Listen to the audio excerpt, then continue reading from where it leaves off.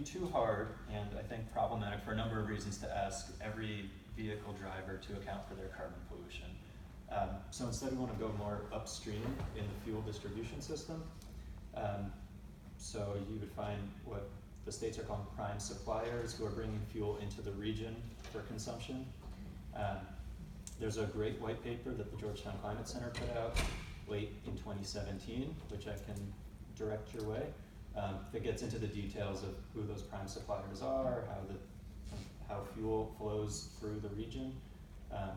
But yeah, individual drivers, individual gas stations wouldn't need to worry about accounting for their carbon content. Any other questions on this part of it? Yeah, no. Hi, Laura Portis from the Connecticut Commuter Rail Council. Could you maybe say something a bit more about the allowance options again? If there were places in the country that are currently doing that, or any other states? Sure. So I should say that none of this has been finalized yet. Carrie and Commissioner Dykes and others can tell you a little bit more about where they are in that process. But based on what's happened in the electric sector here in Connecticut and the region, there are quarterly auctions where all of the states compile their allowances, auction off a set amount of them every 3 months, and anybody can participate in those auctions. So investors can buy those allowances if they think it's a good option. Individuals can buy those allowances if they want to take them out of the market, or those responsible for the carbon emissions from vehicles can buy those allowances. Other questions? Alex Rodriguez, Chesapeake, Connecticut. What was the weigh-in from these communities who are burdened by these high pollution impacts? In terms of the 2018 process? Mm-hmm.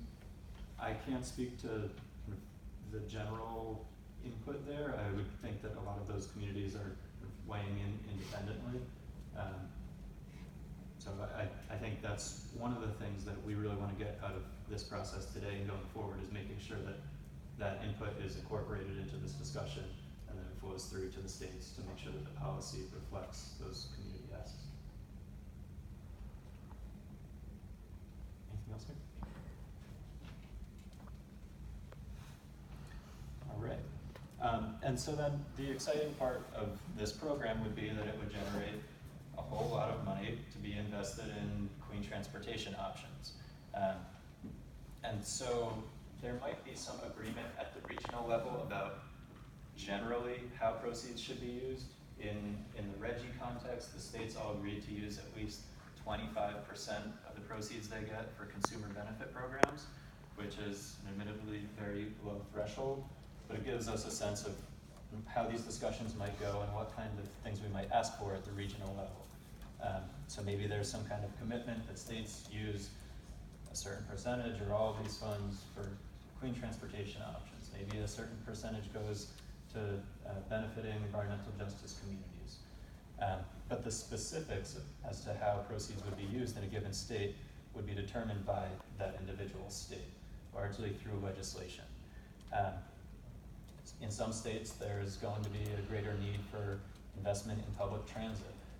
In other states, there might be more interest in providing incentives for electric vehicles. These states are very different from Maine down to Virginia, but they're all pretty desperately in need of more funds to invest in clean transportation options. And this figure on the right is from the report that Acadia Center is releasing tomorrow. We've got copies here today, that just estimates some of the proceeds that might come from this program. So it could be $200 to $300 million per year in Connecticut. Looks at what outcomes we might expect from a suite of clean transportation investments, looking into things like more bike and walking infrastructure, EV rebates, bus, rail.